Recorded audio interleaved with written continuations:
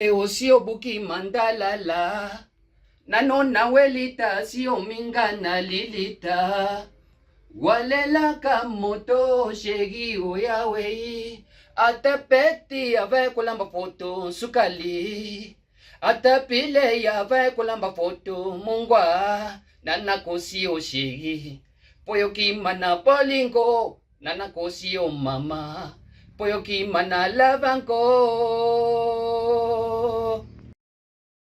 Noela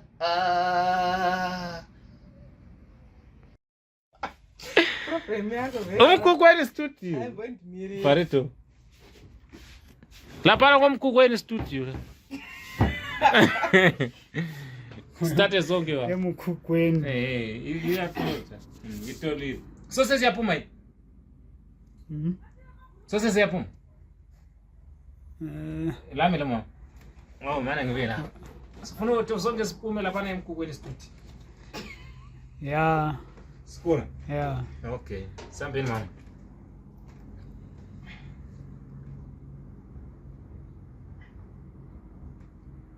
Rangarira. Rangarira. Ndizo zindeze. Ayo. Rangarira. Rangarira. Rangarira. Isaka buka hosi. Ndruka ranga. Rangari ndo rangarira. Ndinoita zvandiri kuwa unozowanda pedza. But rango isa ndo tachitura. Rangarira. Something like that. Ndoti zvimechi. Zvimechi.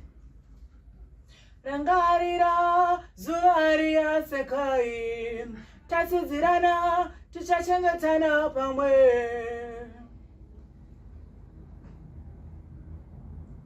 Rangarira. Zuvaria sekai. Tasidzirana. Tichachengetana pamwe.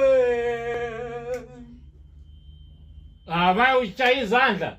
Uchaizandla studio. Wewe fana wewe. Uchaizandla na mara studio. Uvela kona kwaziba kuze uchaizandla ngapha. Vele ndo chaizandla vele. Hamba emkukweni.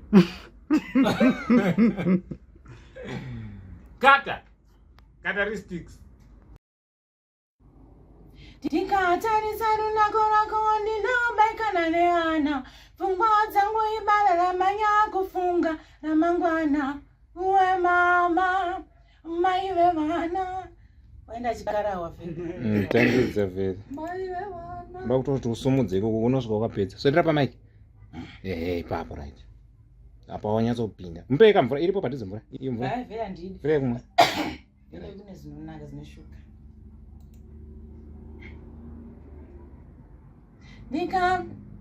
ndikatarisa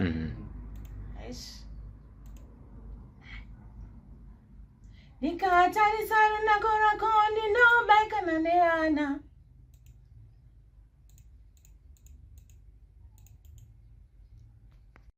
mkukweni vakona lapa mkukweni studio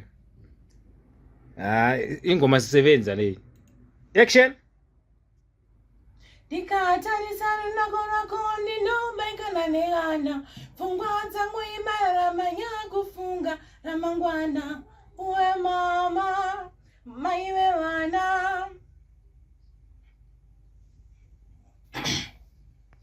redio yaini ngatsorira akatina kaga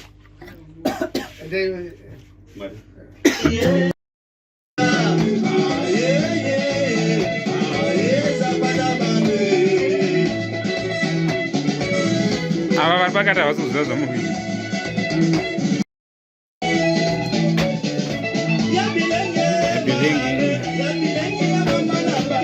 makachinja